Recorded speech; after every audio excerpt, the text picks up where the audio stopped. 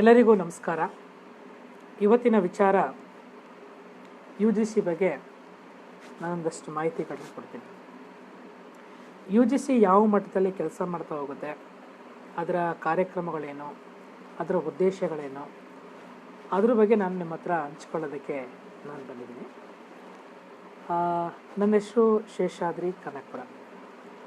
ಸ್ನೇಹಿತರೆ, UGC ಅಂತಂದರೆ university grand commission, ಅಂದರೆ ವಿಶ್ವವಿದ್ಯಾನಿಲಯಗಳ ಧನ ಸಹಾಯ ಆಯೋಗ ಅಂತ ನಾವು ಕರಿತೀವಿ. ಇದು ಯಾವಾಗ ಸ್ಥಾಪನೆ ಆಯಿತು, ಇದರ ಕಾರ್ಯವೈಖರಿಗಳು ಏನು ಅನ್ನೋದ್ರ ಬಗ್ಗೆ ನಾನು ನಿಮಗೆ ಮಾಹಿತಿಯನ್ನು ಕೊಡ್ತೀನಿ. ಸ್ನೇಹಿತರೆ, ಡಾಕ್ಟರ್ ರಾಧಾಕೃಷ್ಣನ್ ಅವರ ಒಂದು ಶಿಕ್ಷಣ ಆಯೋಗ ಏನಿದೆ, ಅವರು ನೀಡಿರ್ತಕ್ಕಂತಹ ಒಂದು ಸಲಹೆಯ ಮೇರೆಗೆ ಕಾಲೇಜು ಹಾಗೂ ವಿಶ್ವವಿದ್ಯಾನಿಲಯಗಳ ಉನ್ನತ ಅಧ್ಯಯನ ಮತ್ತು ಸಂಶೋಧನೆಗಳನ್ನು ಉತ್ತೇಜನ ಮಾಡಬೇಕನ್ನೋ ಕಾರಣ ಇಟ್ಕೊಂಡು, ಉತ್ತೇಜಿಸಬೇಕು ಅನ್ನೋ ಒಂದು ಉದ್ದೇಶವನ್ನು ಇಟ್ಕೊಂಡು 1953ರಲ್ಲಿ ಯೂನಿವರ್ಸಿಟಿ ಗ್ರ್ಯಾಂಡ್ ಕಮಿಷನ್ ಅಥವಾ ವಿಶ್ವವಿದ್ಯಾನಿಲಯಗಳ ಧನ ಸಹಾಯ ಆಯೋಗ ಅನ್ನೋ ಒಂದು ಸಂಸ್ಥೆ ಇದು ಸ್ಥಾಪನೆ ಆಗ್ತಾ ಹೋಗುತ್ತೆ.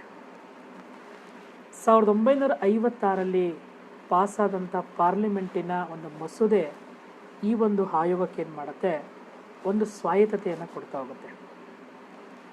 ಇದರ ಉದ್ದೇಶಗಳು, ಆಬ್ಜೆಕ್ಟಿವ್ಸ್ ಏನು ಅಂತಂದರೆ, ವಿಶ್ವವಿದ್ಯಾನಿಲಯ ಶಿಕ್ಷಣವನ್ನು ಪರಿವರ್ತಿಸುವುದು ಮತ್ತು ಅದನ್ನು ಸಮನ್ವಯಗೊಳಿಸ್ತಕ್ಕಂಥದ್ದು. ವಿಶ್ವವಿದ್ಯಾನಿಲಯ ಶಿಕ್ಷಣ ಬೋಧನೆ, ಪರೀಕ್ಷೆ, ಸಂಶೋಧನೆಯ ಗುಣಮಟ್ಟಗಳನ್ನು ಉತ್ತಮಪಡಿಸ್ತಕ್ಕಂಥದ್ದು.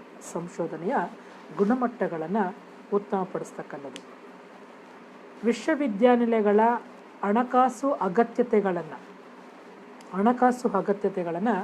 ವಿಚಾರಣೆ ಮಾಡ್ತಕ್ಕಂಥದ್ದು.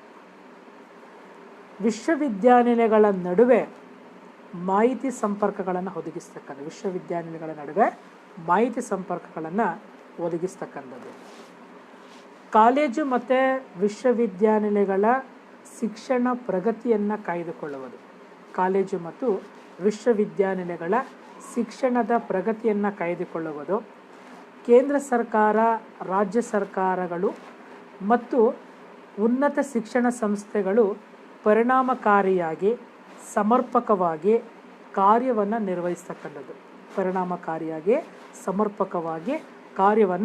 ನಿರ್ವಹಿಸ್ತಕ್ಕಂಥದ್ದು. ಮತ್ತು ಕೇಂದ್ರ ಮತ್ತು ರಾಜ್ಯ ಸರ್ಕಾರಗಳಿಗೆ ಏನು ಮಾಡ್ತಾರೆ, ಸಲಹೆಗಳನ್ನ ಕೊಡ್ತಕ್ಕಂಥದ್ದು. ಕೇಂದ್ರ ಮತ್ತು ರಾಜ್ಯ ಸರ್ಕಾರಗಳಿಗೆ ಏನು ಮಾಡ್ತಾರೆ, ಒಂದಷ್ಟು ಸಲಹೆಗಳನ್ನ ಕೊಡ್ತಕ್ಕಂಥ ಕೆಲಸವನ್ನು ಇವರು ಮಾಡ್ತಾ ಹೋಗ್ತಾರೆ. ಅಂದರೆ ಒಂದು UGC ಅಂತಕ್ಕಂಥ ಒಂದು ಸಂಸ್ಥೆ ಏನು ಮಾಡುತ್ತೆ, ಒಂದಷ್ಟು ಸಲಹೆಗಳನ್ನ ಕೊಡ್ತಕ್ಕಂಥ ಕೆಲಸವನ್ನು ಇವ್ರು ಮಾಡ್ತಾ ಹೋಗ್ತಾರೆ.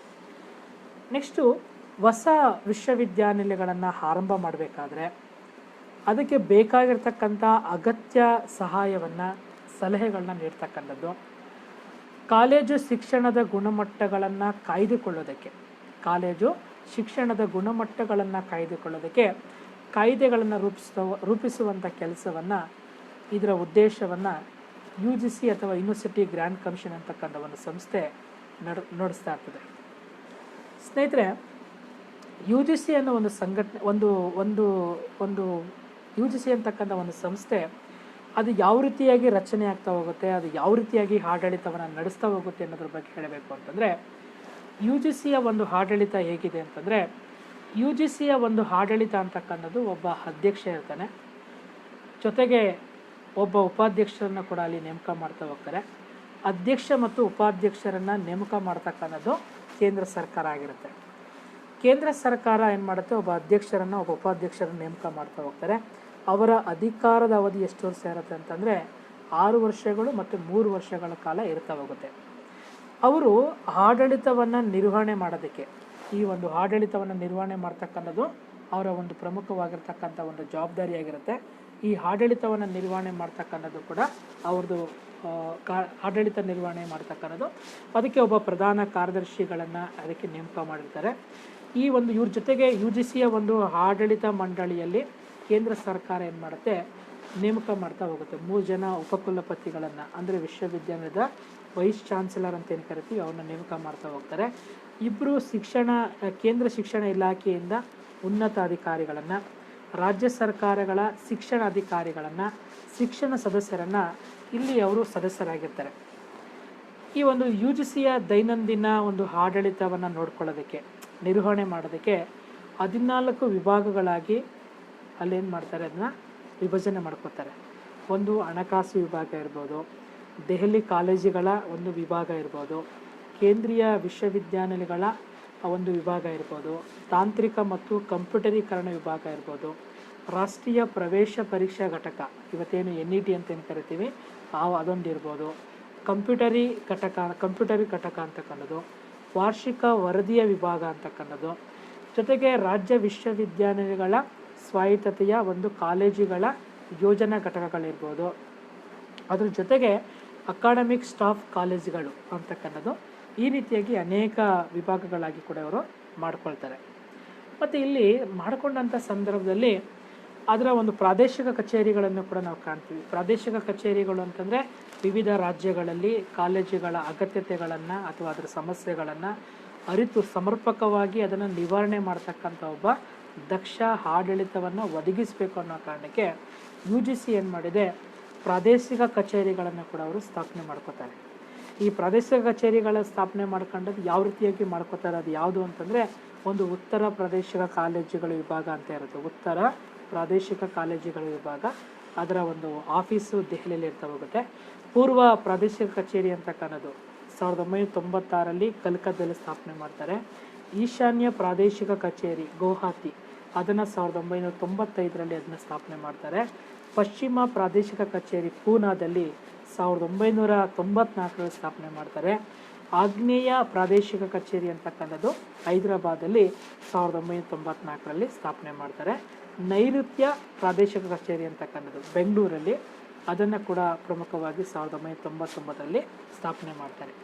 ಹೀಗೆ ಪ್ರಾದೇಶಿಕ ಕಚೇರಿಗಳನ್ನು ಸ್ಥಾಪನೆ ಮಾಡೋದ್ರ ಮುಖಾಂತರವಾಗಿ ರಾಜ್ಯದ ವಿಶ್ವವಿದ್ಯಾನಿಲಯಗಳ ಅಥವಾ ಕಾಲೇಜುಗಳ ಸಮಸ್ಯೆಗಳನ್ನು ಸಮರ್ಪಕವಾಗಿ ನಿವಾರಣೆ ಮಾಡಬೇಕು ಅಂತೇಳಿ 7 ಪ್ರಾದೇಶಿಕ ಕಚೇರಿಗಳನ್ನ ಸ್ಥಾಪನೆ ಮಾಡ್ಕೊಳ್ತಾ ಹೋಗುತ್ತೆ. ಹೀಗೆ ವಿಶ್ವವಿದ್ಯಾನಿಲಯ ಧನ ಸಹಾಯ ಆಯೋಗ ಅಂತಕ್ಕಂಥದ್ದು ಬೇರೆ ಬೇರೆ ಸ್ಥಳಗಳಲ್ಲಿ ಸಭೆ ಸೇರಿ ಭಾರತದ ಶಿಕ್ಷಣದ ಬಗ್ಗೆ, ಭಾರತದ ಎಜುಕೇಷನ್ ಬಗ್ಗೆ ಮಾಹಿತಿಯನ್ನು ಸಂಗ್ರಹ ಮಾಡ್ತಕ್ಕಂಥದ್ದು. ಮತ್ತು ಆಯೋಗ ಏನು ಮಾಡುತ್ತೆ, ವಿಶ್ವವಿದ್ಯಾನಿಲಯಗಳ ಹಣಕಾಸುಗಳ ಅಗತ್ಯತೆಗಳನ್ನು ಪರಿಶೀಲನೆ ಮಾಡ್ತಾ ಇರ್ತದೆ. ವಿಶ್ವವಿದ್ಯಾನಿಲಯಗಳ ಹಣಕಾಸುಗಳ ಅಗತ್ಯತೆಗಳನ್ನು ಪರಿಶೀಲಿಸ್ತಕ್ಕಂಥದ್ದು. ಹಾಗೆ ವಿಶ್ವವಿದ್ಯಾನಿಲಯಗಳಲ್ಲಿ ಶಿಕ್ಷಣ ಯಾವ ರೀತಿ ಇದೆ, ಬೋಧನಾ ಕ್ರಮಗಳು ಯಾವ ರೀತಿ ಇದೆ, ಸಂಶೋಧನೆಗೆ ಬೇಕಾಗಿರ್ತಕ್ಕಂಥ ಒಂದು ಹಣಕಾಸಿನ ಸಹಾಯವನ್ನು ಕೂಡ ಅವರು ನೀಡ್ತಕ್ಕಂಥದ್ದು. ಅಂದರೆ ಸಂಶೋಧನೆ ಮಾಡಬೇಕು ಅಂತಂದರೆ ಎಷ್ಟೋ ಜನ ಬಡ ವಿದ್ಯಾರ್ಥಿಗಳು ಅವರಿಗೆ ಬೋಧನೆ ಮಾಡಿ ಹೊಸ ಹೊಸ ಸಂಶೋಧನೆ ಮಾಡೋದಕ್ಕೆ ಏನು ಮಾಡ್ತಾರೆ, ಆರ್ಥಿಕವಾಗಿರ್ತಕ್ಕಂಥ ಒಂದು ಸಹಾಯವನ್ನು ಕೂಡ ನೀಡ್ತಾ ಹೋಗುತ್ತೆ. ಅದಕ್ಕೆ ಕೇಂದ್ರ ಸರ್ಕಾರ ಏನು ಮಾಡುತ್ತೆ, ಅದಕ್ಕೆ ಹಣಕಾಸಿನ ವ್ಯವಸ್ಥೆಯನ್ನು ಕೂಡ ಅದು ಕಲ್ಪಿಸಿಕೊಡ್ತಾ ಹೋಗುತ್ತೆ. ಮತ್ತು ಉನ್ನತ ಶಿಕ್ಷಣಕ್ಕೋಸ್ಕರ ಹೈಯರ್ ಎಜುಕೇಷನ್ ಅಂತ ಏನು ಕರಿತೀವಿ, ಅದರ MPhil, PhD ಈ ಥರ ಬೋಧನಾ ಅಭಿವೃದ್ಧಿಗೋಸ್ಕರ ಕಾರ್ಯಕ್ರಮಗಳನ್ನು ಏನು ಮಾಡ್ತಾರೆ, ಜಾರಿಗೆ ತರುವಂಥ ಕೆಲಸಗಳನ್ನು ವಿಶ್ವವಿದ್ಯಾಲಯ ಮಾಡ್ತಾ ಹೋಗುತ್ತೆ. ಮತ್ತು ಇಲ್ಲಿ ಅನುದಾನಿತ ಕಾಲೇಜುಗಳ ಹಾಗೂ ಮುಂದೆ ಅನುದಾನ ಪಡೆಯಲಿರುವಂತಹ ಕಾಲೇಜುಗಳ ಗುಣಮಟ್ಟಗಳನ್ನು ಪರಿಶೀಲನೆ ಮಾಡಬೇಕು ಅಂತೇಳಿ. ಈಗ ಅನುದಾನಿತ ಶಿಕ್ಷಣ ಸಂಸ್ಥೆಗಳಿದೆ, ಮತ್ತು ಮುಂದೆ ಅನುದಾನ ಪಡೆಯಬೇಕಾಗಿರ್ತಕ್ಕಂಥ ಕಾಲೇಜುಗಳ ಗುಣಮಟ್ಟಗಳನ್ನು ಪಡಿಬೇಕು ಅನ್ನೋ ಕಾರಣಕ್ಕೆ ನ್ಯಾಕ್ ಅಂತಕ್ಕಂಥ ಒಂದು ಸ್ವಾಯತ್ತ ಸಮಿತಿಯನ್ನು ಕೂಡ ಅವರು ನೇಮಕ ಮಾಡಿಕೊಂಡಿರ್ತಾರೆ. ಮತ್ತು ಅಲ್ಲಿ ಏನಂದರೆ UGC ಅಂತಕ್ಕಂಥದ್ದು ಬೋಧನಾ ಗುಣಮಟ್ಟಗಳನ್ನು ಉತ್ತಮಪಡಿಸಬೇಕು ಅಂತೇಳಿ ಪುನರ್ ಮನನ ಶಿಬಿರಗಳನ್ನು ಏರ್ಪಡಿಸ್ತಕ್ಕಂಥದ್ದು. ಅಧ್ಯಾಪಕರು ಅಂದರೆ ಪ್ರೊಫೆಸರ್ಸ್ಗಳಂತೇನು ಕರಿತೀವಿ, ಅವರಿಗೆ ಗುಣಮಟ್ಟವನ್ನು ಉತ್ತಮಪಡಿಸಬೇಕು ಅಂತೇಳಿ ಪ್ರಗತಿಪರ ಕಾರ್ಯಕ್ರಮಗಳನ್ನು ಕೂಡ ಅವರು ಹಮ್ಮಿಕೊಳ್ತಾ ಹೋಗುತ್ತಾರೆ. ಯಾರು, UGC ವತಿಯಿಂದ. ಮತ್ತು UGC ನಿಜಕ್ಕೂ ಕೂಡ ಭಾರತದ ಒಂದು ಶಿಕ್ಷಣದ ಗುಣಮಟ್ಟವನ್ನು ಉತ್ತಮಪಡಿಸಬೇಕು ಅಂತೇಳಿ ನಿರಂತರವಾಗಿ ಅದು ಶ್ರಮವನ್ನು ವಹಿಸ್ತಾ ಇದೆ. ಕಾರಣ ಏನಪ್ಪ ಅಂತಂದರೆ, ಒಂದು ಭಾರತೀಯ ಶಿಕ್ಷಣಕ್ಕೆ ಒಂದು ಮೌಲ್ಯ ಇದೆ, ಆ ಮೌಲ್ಯವನ್ನು ನಿರಂತರವಾಗಿ ಕಾಪಾಡ್ಕೋಬೇಕು ಅನ್ನೋ ಒಂದು ಕಾರಣ ಇಟ್ಕೊಂಡು ಯೂನಿವರ್ಸಿಟಿ ಗ್ರ್ಯಾಂಡ್ ಕಮಿಷನ್ ಅಂತಕ್ಕಂಥದ್ದು ಅನೇಕ ಸಂಶೋಧನೆಗೆ, ಬೋಧನಾ ಕ್ರಮಗಳಿಗೆ ನಿರಂತರವಾಗಿ ಪ್ರಯತ್ನವನ್ನು ಪಡ್ತಾ ಇದೆ. ಇದು UGC ಅಥವಾ ಯೂನಿವರ್ಸಿಟಿ ಗ್ರ್ಯಾಂಡ್ ಕಮಿಷನ್ನ ಒಂದು ಇರ್ತಕ್ಕಂಥ ಒಂದು ಇಷ್ಟು ನಿಮಗೆ ಮಾಹಿತಿಯನ್ನು ಕೊಡೋದಕ್ಕೆ ಅವಕಾಶವನ್ನು ಮಾಡಿಕೊಟ್ಟಂತಹ ABC news channel, ABC news of Karnataka ಅಂತ ಏನು ಕರಿತೀವಿ, ಅದು ನಮ್ಗೆ ನಿಜವಾಗ್ಲೂ ಒಂದು ಅವಕಾಶ ಮಾಡಿಕೊಟ್ಟಿದೆ. ಅವರಿಗೆ ತುಂಬ ಧನ್ಯವಾದ.